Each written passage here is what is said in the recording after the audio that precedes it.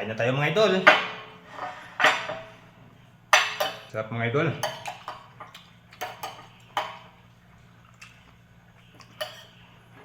Sarap ng talbos ng dahon ng kamuting kahoy. Ngayong araw magluluto ako ng talbos ng kamuting kahoy.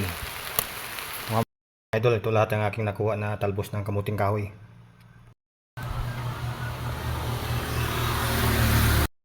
Ito nga mga idol, matapos ko mahimay sa mahugasan, ihalbos ko muna ito yung talbos ng dahon ng kamuting kahoy.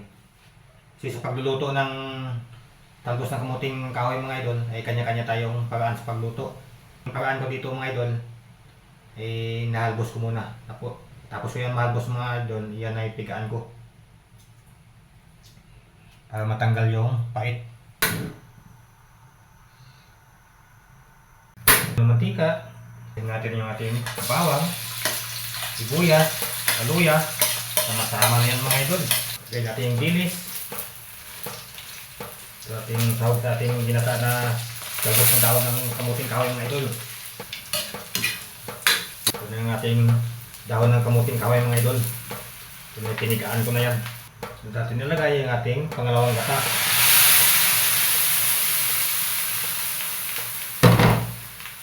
Saka panlat.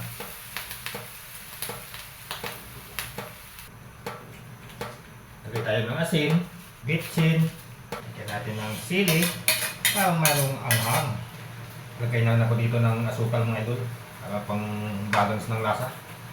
So ilagay mga idol itong unang gata. Muna natin mga idol kung ayos na ba yung timpla natin. Yummy mga idol, luto na.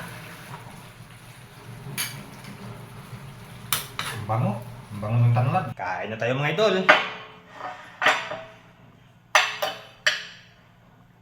Kasi hindi ako kanina na nanghalian mga idol.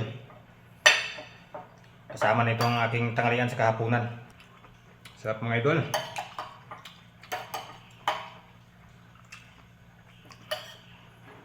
Sarap ng talbos ng dahon ng kamuting kahoy.